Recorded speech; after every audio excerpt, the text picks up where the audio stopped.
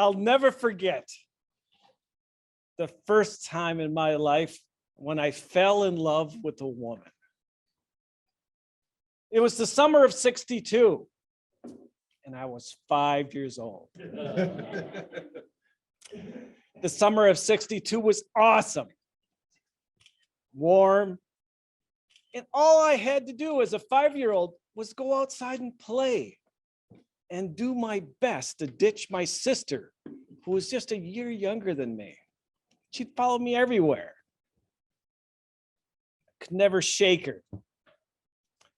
I would play in the woods. I'd go in the fields. I'd do all these great things and play with our dog.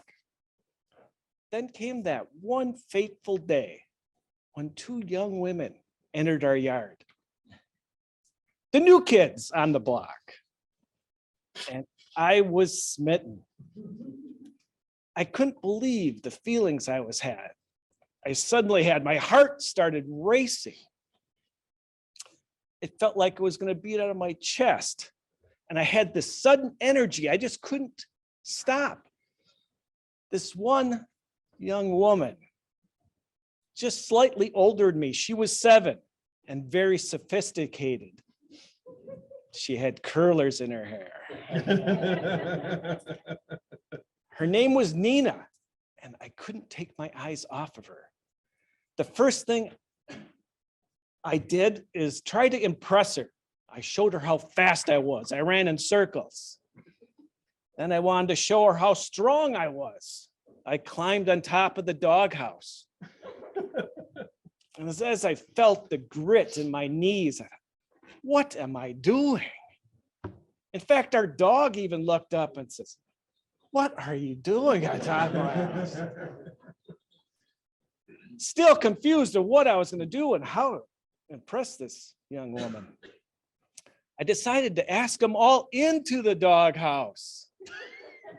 So there we were, my sister and these two new young women and our dog. The dog wasn't going to miss out on the party. And once again, I don't know what came over me, but I grabbed her and I went for a kiss. She quickly turned her head and I got just a peck on her cheek and a face full of curlers.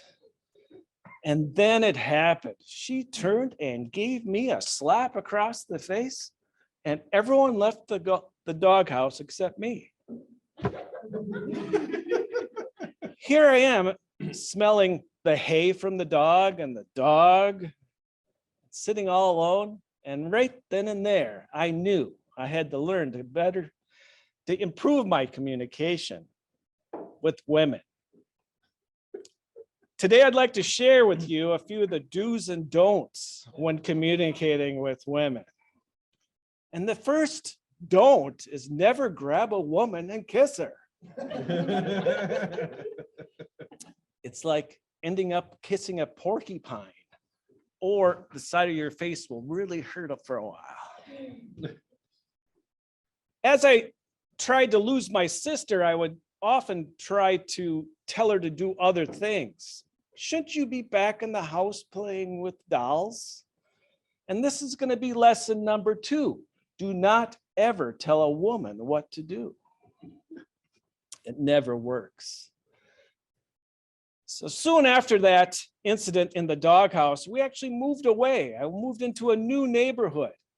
And it was 9 long years before I ever kissed a woman again. Painful years. Then came 1980, and I got my dream job at the Mayo Clinic, St. Mary's Hospital. And here there was just a world of women. The ratio was 10 to 1. And if you didn't know how to communicate with a woman, you sank quickly. I quickly learned that whenever you talk to a woman, you had to speak their language. And fortunately, my mother was a nurse, and I had these key little phrases. I knew what they're talking about. When they said stat, you better fix that right away. See, I was a plumbing technician. And often when I'd come up on the floor, they weren't happy with me from the get-go.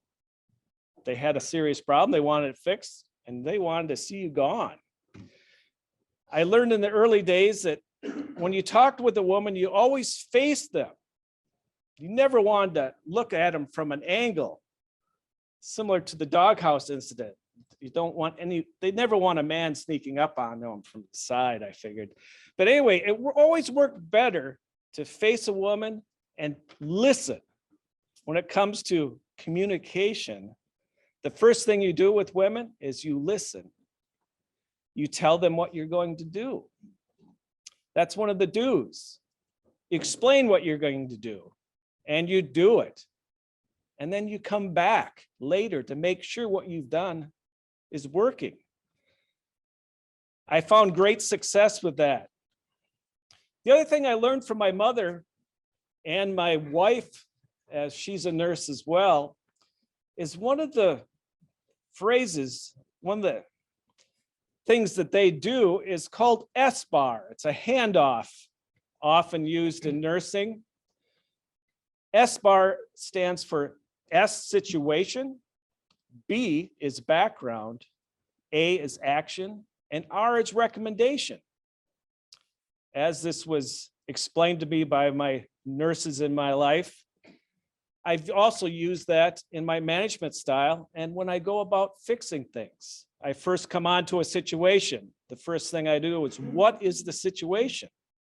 Because situations will often change, minute by second and so forth. What's the background? Now, in the medical field, they'll go through the patient history. What's this patient suffered from in the past? What have they gone through? Now, for me as a mechanic, what's this equipment done in the past? Has it failed? Does it have a history of failing? Then you go over the action. What are you going to do to correct it? And then recommendation. Recommendation is what you're going to do in the future to keep up on this. Now, I continue to work on my communication with these acronyms. I continue to edify what I do and continue to go over everything that my failures, especially that doghouse incident. And anyway, I've had some good success with the things I've learned from other women, very strong women.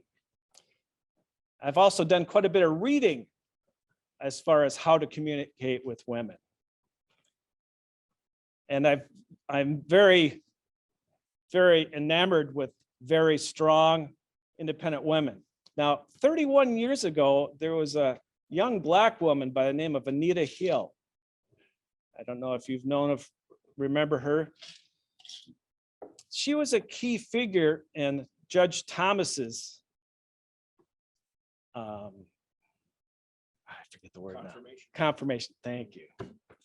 And she recently wrote a book that I'm reading. And she is forewarning us about a silent pandemic, the silent pandemic of women's abuse currently coming to light, and what we need to do to listen to women and to defend them. To this day, I look back on that doghouse incident, and I don't know what came over me, but to this day, I would like to remember that and be very careful of how I treat women, especially young women. I'm also teaching my boys to be respectful with women. This is the new generation that I need to communicate with. And once again, I often fail. And once again, they show me their body language. Mr. Toastmaster.